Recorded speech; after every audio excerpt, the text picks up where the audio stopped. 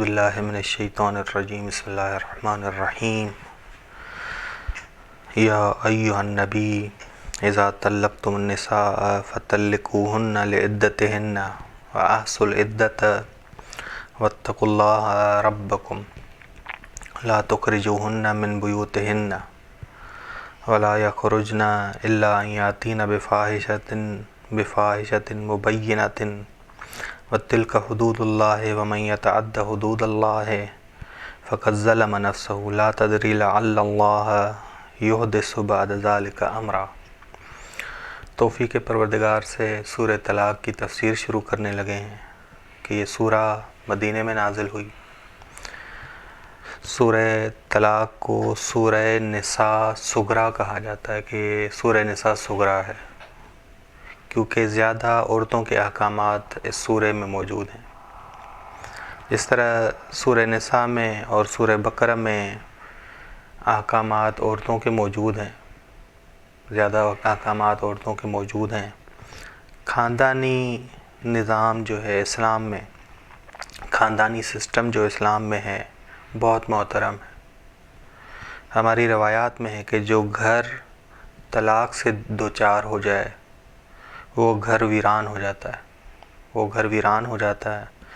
ویران اور رشتوں کے لحاظ سے ٹوٹا ہوا گھر آسانی سے جڑتا نہیں ہے، آسانی سے جڑتا نہیں ہے۔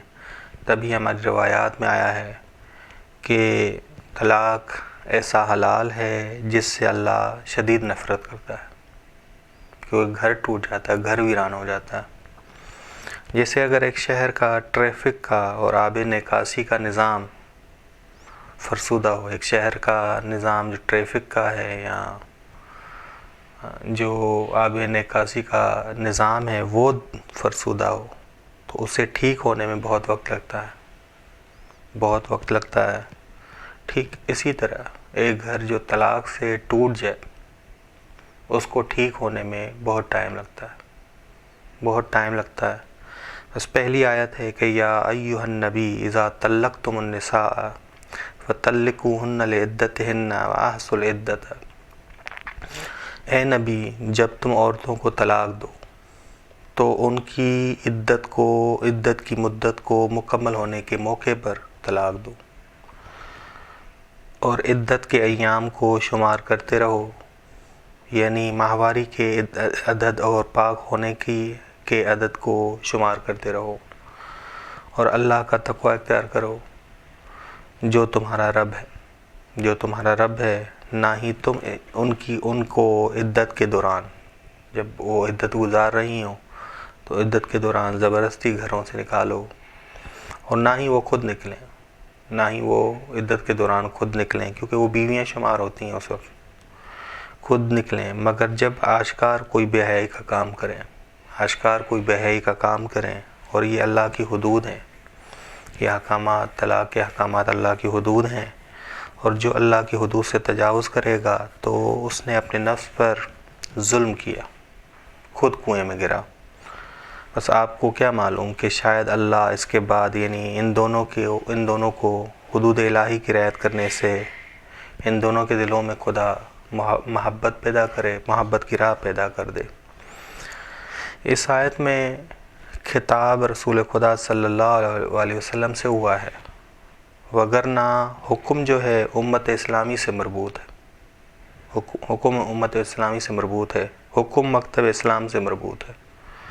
امت ہو یا رسول اللہ صلی اللہ علیہ وسلم، سب کے لیے اس طرح نہیں ہے کہ یہ حکم رسول خدا صلی اللہ علیہ وسلم سے خاص ہو۔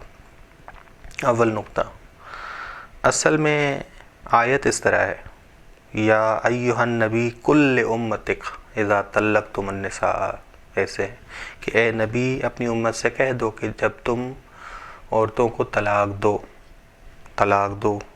ٹھیک۔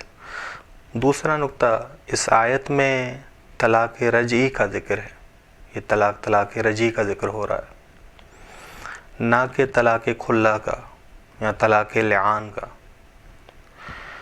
عدت کی مدت کا مکمل ہونا، یعنی اس عدت میں طلاق کھلا میں عورت تنگ ہوتی ہے مرد سے، طلاق لعان میں مرد تنگ ہوتا ہے اور طلاق مبارات میں یہ ہے کہ دونوں ایک دوسرے سے تنگ ہوتے ہیں. یعنی اس عدت میں جنسی عمل نہ ہوا ہو، 3 بار ماہواری خون کی ماہواری سے پاک ہوئی عورت، پھر وہ عورت کو حق ہے کہ وہ عدت کو ختم کر کے شادی کر سکتی. بس عدت مکمل ہو جائے گی. 3 ماہواریاں اس نے دیکھ لیں اور اس عدت کے دوران جنسی عمل نہیں ہوا تو پھر یہ عدت سے جب خارج ہو جائے گی شادی کر سکتی ہے. عدت کے ایام میں نان و نفقہ کی ذمہ داری شوہر کی ہے.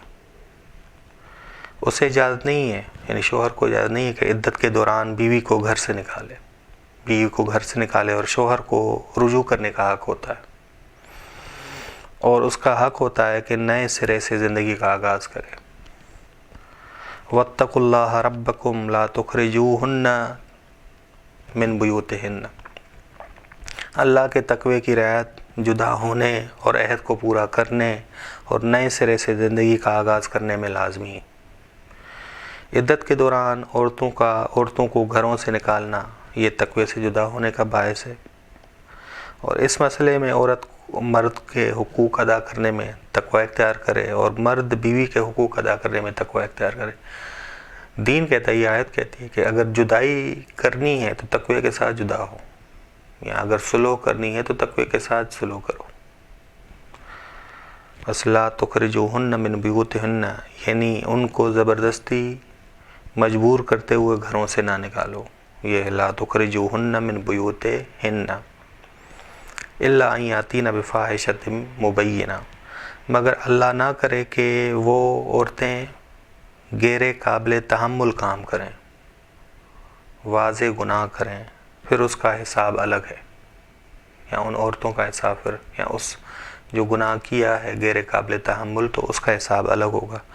روایت ائمہ علیہ السلام میں یہ فاحشہ مبینہ سے مراد کیا ہے؟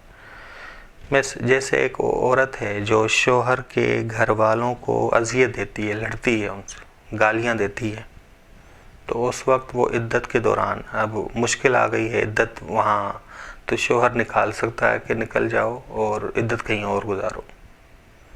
بس یہ فاحشہ مبینہ ہے کہ عورت اگر شوہر کے رشتہ داروں سے لڑتی ہے، گالیاں دیتی ہے، تو مرد کے لیے جواز ہے کہ وہ نکال دے عدت کے دوران کہ ہاں تم عدت کہیں اور گزارو، ماں باپ کے گھر میں گزارو. جیسے مثال کے طور پہ یہاں ایک زنا کا فعل ہے جو عورت کر رہی ہے، تو پھر مرد کے لیے جواز ہو سکتا ہے، جواز ہے کہ وہ نکال دے اسے نکال دے.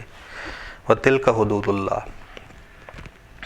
بس اگر یہ نہیں ہے تو تقوی کی رعایت کرنی ہے، تنگ نہیں کرنا، اذیت نہیں دینی، عورت کو اذیت نہیں دینی، گھر سے نہیں نکالنا.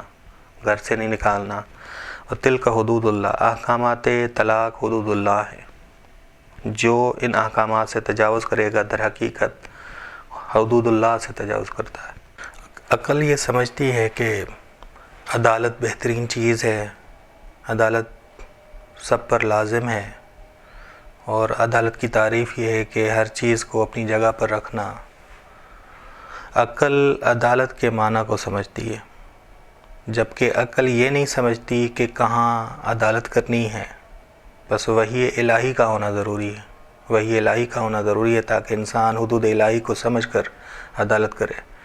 بس عقل یہ سمجھتی ہے کہ عدالت بہترین چیز ہے اور لازم ہے عدالت، اور عدالت کی تعریف کیا ہے، لیکن وحی الہی اسے سمجھاتی ہے کہ عدالت کہاں کرنی ہے. بس متقی اور بااخلاق انسان عدالت سے بڑھ جاتا ہے اور احسان کرتے ہوئے جدا ہوتا ہے. اگر جدا ہوتے ہیں متقی ہوں تو ایک دوسرے پہ احسان کر کے جدا ہوتے ہیں، جتنا حق کے مہر دینا ہوتا ہے، جتنا لکھوایا ہوتا ہے اس سے بڑھ کر وہ دیتا ہے. ٹھیک، یا معاف کرنے میں احسان کرتی ہے عورت، معاف کرنے میں اگر شوہر کے حالات تنگ تھے. وَمَن يَتَعَدَّ حُدُودَ اللَّهِ فَقَدْ ظَلَمَ نَفْسَهُ. بس اگر کوئی گمراہ ہو جائے، عدالت اور احسان نہ کرے اور حدود الہی کی رعایت نہ کرے تو وہ خود تاریک کنویں میں گرتا ہے. وہ خود پر ظلم کرتا ہے، خود تاریک کنویں میں گرتا ہے، کسی اور کو نقصان نہیں پہنچاتا، اپنے آپ کو نقصان پہنچاتا ہے۔ بس لا تدری لعل اللہ یحدث بعد ذلک امرا، بس حدود الہی کی رعایت کرنے سے شاید اللہ ان کے درمیان دوبارہ محبت پیدا کر دے، منحوسیت، جو جدائی والی منحوسیت ہے، گھر کے ٹوٹ جانے والی جو منحوسیت ہے، گھر کو ویران کرنے والی جو منحوسیت ہے، اس سے بچ جائیں۔